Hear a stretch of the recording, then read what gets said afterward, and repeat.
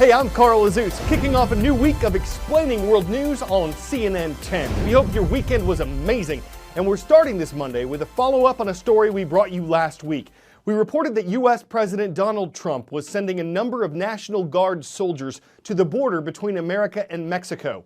Now we know that number. The president wants to deploy between 2,000 and 4,000 guardsmen there. And the order from Defense Secretary James Mattis is for up to 4,000 National Guard personnel to go, and they're scheduled to be there through the end of September. President Trump says this will help seal up America's southern border, providing better security and safety for Americans. Critics of previous deployments like this say they were costly and limited in terms of how effective they were. The border between the U.S. and Mexico is 1,954 miles long. It runs from the Pacific Ocean to the Gulf of Mexico, and while most of that border, more than 1,200 miles of it, runs along the U.S. state of Texas, the barriers that are currently there cover 100 miles. The National Guard has been deployed along the border before. 6,000 soldiers were sent by former President George W. Bush beginning in 2006. 1,200 soldiers were sent by former President Barack Obama beginning in 2010. And this year, President Trump is planning to deploy guardsmen to the border until his proposed wall is completed. President Bush signed what was called the Secure Fence Act back in 2006. What that did was authorize more barriers and surveillance equipment at the border. 10 years after that, in 2016, there are around 700 miles of fence along the border. It's different heights at different places, the tallest parts being 18 feet off the ground. As far as apprehensions at the border are concerned, the government says almost 304,000 people were arrested or detained for illegally crossing the border in the 2017 fiscal year.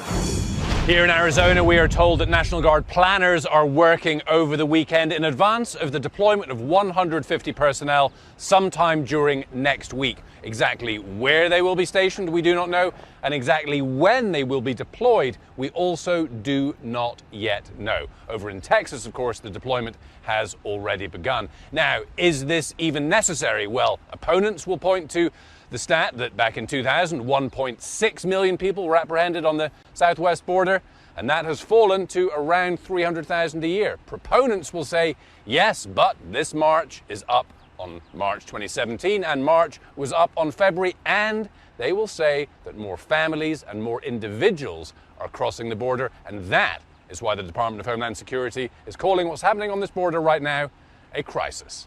Nick Watt, CNN, Nogales, Arizona.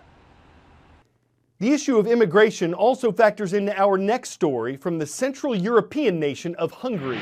It held a general election Sunday that's expected to give the nation's incumbent leader, Prime Minister Viktor Orbán, another term.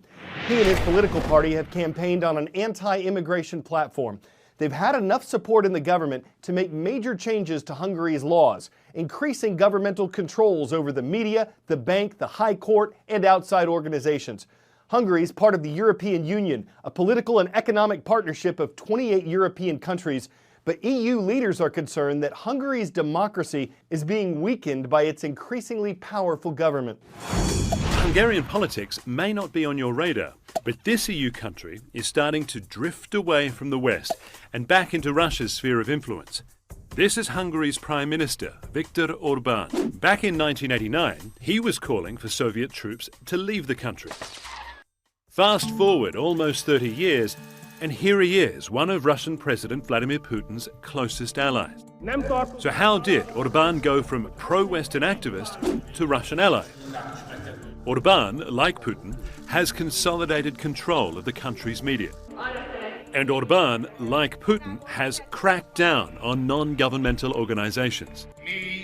Russia's influence can be seen in other ways too. Back in 2014, Moscow made a $10.8 billion loan to Hungary. Ostensibly, it was to fund the expansion of Hungary's only nuclear Soviet-era power plant. But critics said it would only increase Hungary's dependence on Russia. The deal was finally given the go-ahead by the EU this year. Orbán's government stands by its record and denies any Russian influence. There's not one element of our policies and not one element of our decisions that can suggest to you that we are closer to Russia and Mr. Putin in any way than any Western European country. It's one thing to patch up a crack in the wall, the floor, or the driveway, but what do you do about this? The crack in the earth is more than 50 feet wide in some places and 50 feet deep, and it reportedly followed heavy rains and some ground vibration last month in the eastern African country of Kenya. Scientists say this is evidence of plate tectonics, the theory that giant chunks of the Earth's crust and upper mantle are slowly shifting and breaking in some places. One area where two such plates are thought to meet is the East African Rift, and that's near where this is going on. So does this mean that part of the African continent will eventually break off? Maybe, but it's probably nothing for us to worry about. If this is part of a breakup between the East African Rift and the rest of the continent, scientists say it won't be complete for tens of millions of years. 10-second trivia. Which of these world capitals has the highest population?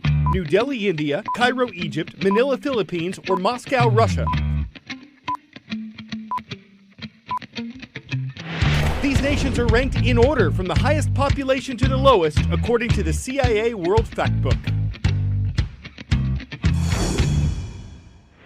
With more than 25.7 million people, New Delhi isn't just one of the world's most populated cities, it's also one of the most polluted. And its leaders have tried everything from banning trucks at certain times to shooting water mist cannons to get pollutants out of the air. The man in our Tomorrow's Hero report has a more conventional solution, a giant air filter. Growing up, I had asthma, and I used to have a lot of breathing problems. In India, I've seen it's one of the fastest growing economies in the world, which means there's thousands of cars added to the street every single day. And with the increase in cars, there's higher levels of air pollution in the city. Hi, my name is Angad Daryani, and I'm 19 years old. My invention is a large-scale air purification system for developing countries like India and China.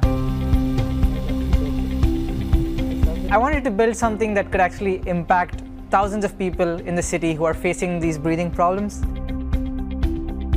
What I've actually been working on is a 20-foot tower, and it captures all the solid dust particle that's rising because of the construction and the economic growth in the city, and also the solid carbon particles that humans breathe every single day, which are emitted from trucks and car exhaust pipes.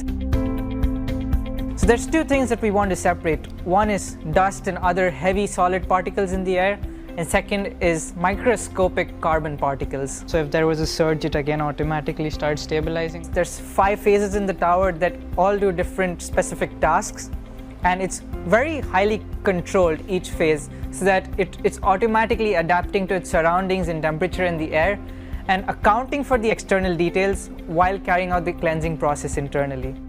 There's something that's very special about this project is that there's no solid replaceable filter used anywhere in the entire project.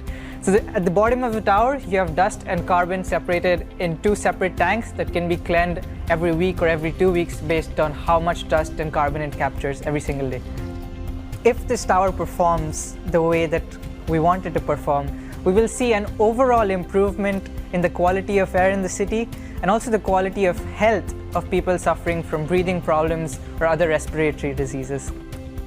My eventual dream is to build companies that solve problems like this and cleaning the planet of the waste that we humans have caused over hundreds of years.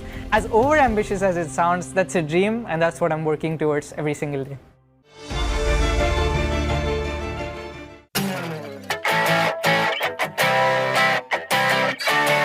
With the weather turning warmer, a lot of Americans are anticipating or dreading cutting their lawn every week. But you don't need a mower, you need a goat. Now, you might not expect to see them in a major city like Atlanta, Georgia, but near the Mercedes-Benz Stadium, 41 ruminants were recently brought in, along with a couple dogs that guard them, to keep a roadside trimmed with that just mowed look. Are they quieter than lawnmowers? Usually. What do you call them? Billy. Could they be used in other places? They could. What do they drink for refreshment? Milk. And will they ever replace lawnmowers? I bets they will in some places. I think we've tried just about every other goat pun, and that's all the ruminant we have on today's show. I'm Carl Azus for CNN 10.